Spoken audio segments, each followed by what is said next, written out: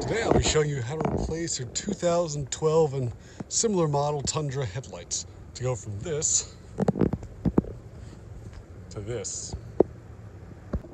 To start, we have to go into the driver's side door and pop the hood. So we'll just pull this latch right here.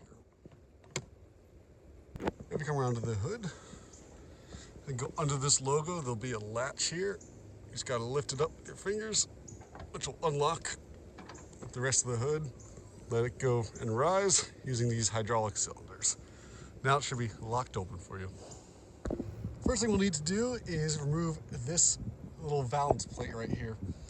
So you see there's going to be two of these plastic snaps we're going to have to remove. They are one-time use, so once you pop them off, you'll have to replace them. It's not that expensive to replace them, just have you know, because I took mine off the first time not knowing that I couldn't put it back on. I'm going to use these fancy little tools for removing these clips, but you can also just use a good old flathead screwdriver. Just try not to break any other plastic surrounding it if you do so.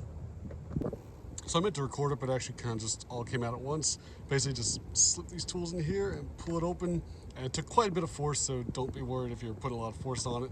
It just ricocheted a little plastic piece about 80 feet the other way.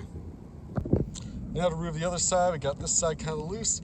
Just a couple more little pins holding it in, so I'll use this little plastic body tool to kind of finish it off. It helps a little bit with not scratching the paint. I used a screwdriver for the other side, but this should just do the trick. Just kind of weasel it in there and work it around. What you're going to have is these two pins, one high and one low, that you're going to need to basically snap out of place.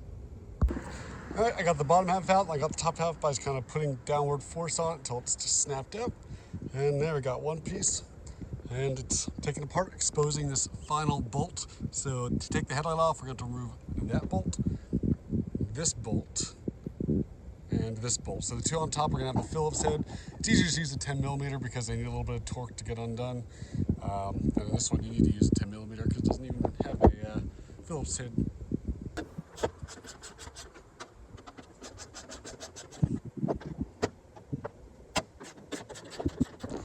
Once we have all three of those bolts out, we kind of have to jimmy the headlight itself out now. So these top two bolts have this little lip with the plastic white piece there, so you kind of have to lift them up and over to get them off. And these are going to be what's really holding the headlight in for the most part. As soon as I do that, the headlight starts to pop out. And I just locked it back in again. We kind of just grab it by the bottom and slowly start to work its way out. And the last kind of piece I was holding in down here is this little metal kind of clip thing. So it's kind of lift the headlight up and backwards towards you, and that'll pop that free. So now to remove the bulbs, there's going to be 4 of them. All you got to do is take the bulb, do a quarter counterclockwise turn to the left, lefty-loosey, and pull it out. Remember not to touch the bulb itself, that could damage it. So it's a little quarter turn left, out. Quarter turn left, out. Now, if you have the self-leveling lights, are going to have the motor assembly down here. So we're going to have to disconnect this last piece. There's going to be a little kind of button right here. Push that in. Sometimes if they're old like this one, I'll probably need to use a screwdriver, kind of push that in, and gently or a little forcefully kind of wiggle it out like a loose tooth. After a significant amount of convincing and pushing that button down and using a tool to kind of help lift it up, it will kind of wiggle right on off. Now the headlight should be completely free and it can be removed.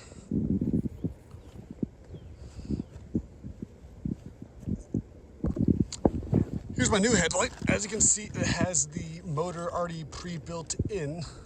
If you happen to buy one without the motor but is compatible, the way you can kind of tell if it's compatible is this post right here.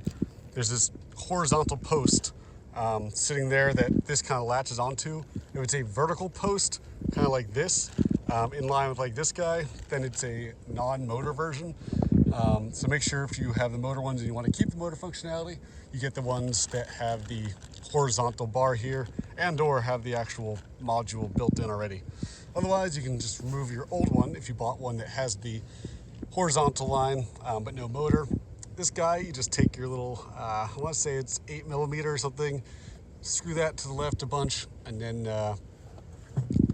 There's a little post down here, the one I was talking about, so you kind of have to lift the thing up to get the little nub out of the post. Kind of hard to see here, but you lift it up a little bit and tilt it to the left, and it should come right out. And then put it on your new one. With the new headlight, we're basically gonna do all the exact same things, just in reverse. Put the lights in, line up the little nubs with the holes, and quarter turn clockwise, righty tighty. And we'll do that for all 4 of them.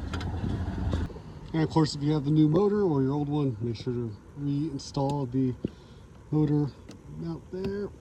Click it in.